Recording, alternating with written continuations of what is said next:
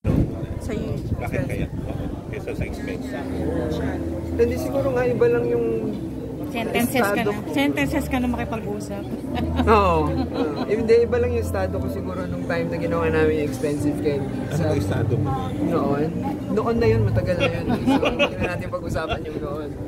Kung makakatulong sa ngayon, pag-uusapan natin. Pero hindi na siya masyadong nakakatulong sa ngayon. Tapos ano ba yung estado mo nung ginawa niyo to sa Japan? Hindi, kasi ano na ako, mas lighter na ako, mas approachable, mas sociable, lahat ng ball. Hindi ikaw yan, ha?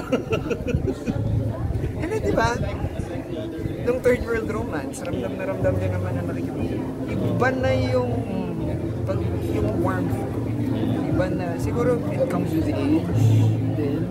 Hindi ka na tumatakas sa press. Hindi ka na nawawala. So kasi, iba na rin yung kung paano ako mag-handle. Ng mga bagay-bagay. Nagawin niyo to, kayo ni Charlie? Yo. Okay, so happy ka na.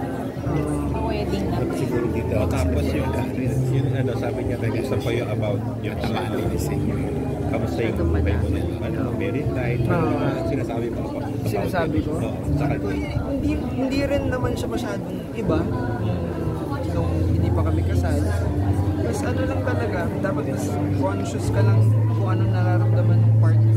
Well, ganun din naman kapag hindi kayo magkasama. Iba lang yung ano ko ngayon, siguro. Attention to details. Like? Basta yung mga ganun, small things. Yung pagkuha ng milk, ng cereals, yung mga ganun. Mas binibigyan mo na ng importansya. Ang sarap kaya nung ganun, yung mga little things na ginagawa for your partner. For her. I-advise mo ba sa kanya na try mo rin maganda siya? Magpakasal. Magkasawa? Oo, ito niya sa'yo. Parang hindi naman ako yung... Ito niya sa'yo, okay ba mag-email? Sa experience ko, okay. Sa akin yun. So, kung ikaw magpapakasal, hindi ko alam. Kung ikaw magpapakasal, hindi ko alam kung it will be the same experience for you. Tama naman, iba-iba, di ba? Oo. Kasi nga, yung tolerance ko ng pain, yung katulad ng pinag-uusapan, ikaw ba sa pag-ibig?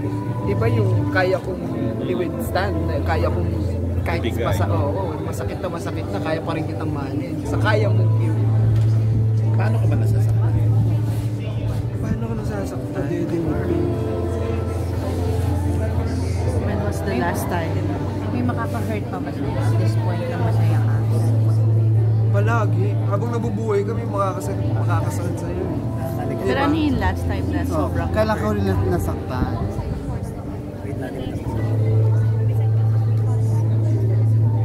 traumatic? Every time siguro na kailangan mo minimithi. Heartbreak every time. Ano nararamdaman nung nasasaktan na tatay? Nasasaktan na tatay? Na tatay. Iba lang. Basta kasi makikita mo yung kagustuhan niya magstay pa kasama ka. Iba yung... Iba kasi yung transparency ng bata. Iba yung alam mo parang nabibetray siya dahil aalis na siya, yung basta, iba lang yun siguro, yun yung heartbreak. Kanina para maiiyak ka, hindi pag-usapan si Misty. Oo, always naman, yun yung gusto mo lang lagi. Kasi pag makikita ko siya after 2 weeks, ano na malaki na. Iba lang yung masarap lang yung feeling na sana, lagi siyang nandyan. Alam ko namang hindi pwede dahil nagtatrabaho ko. Nangihinayang ka ba dahil kumbaga parang wala yung time, wala yung gusto mong oras na ibigay sa anak mo? Hindi, kaya ako rin naman kasi ginagawa yung mga kailangan kong gawin para sa kanya, para sa future. Yeah. How often do you see her? Every month naman nakikita ko. Pagka lang sobrang dami kong ginagawa, may mga time na hindi ko siya nakukuha. Pero may regular schedule ka talaga to band. Ano yung pinakaaliw na aliw kang ginagawa ni Miki? Talagang brings a smile on your face every time. Pag nasa bahay kami, nag-ano kami, nagpa-piano siya, tapos ako nagigitara. Para kami nagja-jamming. Ano na mag-piano? Konti-konti. konti. Tapos minsan magigitara siya, tapos kakanta-kanta. So, 4 years old na kasi siya. So naman, Ang dami ng temas, ang dami na sinasabi. Kayo ni Charlie, are you planning to? Oo. Hindi naman kami nagbibigay ng anything pag-close na. Thank you. Pero kasabay yun lahat. Nag-work and hanggat kaya. Paano ang relationship ni Mitty kay Charlie? Very close naman sila. Minsan nga, hinahanap na lang siya ni Mitty. Hi, Daddy! Gusto tayo, bro. Ang sarap lang din sa pakiramdam. Diba? Parang ready na siya maging mom, no? Si April, oo. Kasi ano na April rin ba yung siya? real name niya? Yes, Charlie pala. 30 something na rin siya. Saka parang maano siya, malapit sa bata. Oo, yung mga pamangkin niya Maalaga. siya yung nag-alaga nung nag-Amerika siya. So, anytime pwede kayong Yun. magka-baby na.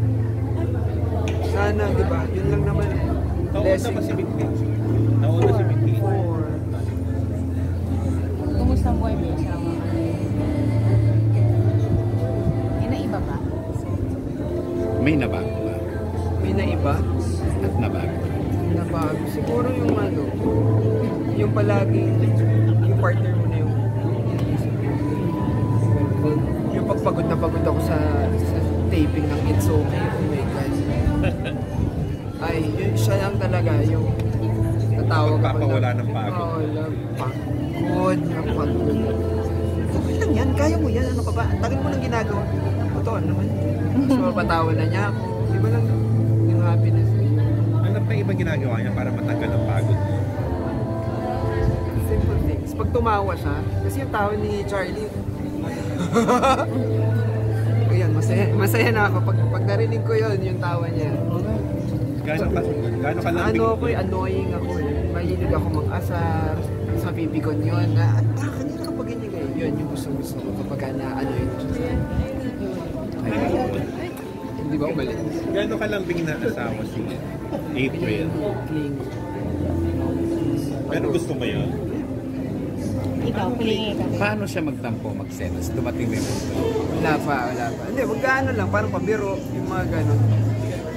Light lang siya magtampo. Anong ginagawa mo? Pagtatampo na siya. Nilalambing. Paano paglalambing? Nilalambing ako. Pa-cute pa rin ako. So Carlo, ngayon at married ka na, wala na yung pagiging Magiging. playboy, malapit sa babae. Palapit ako sa tao.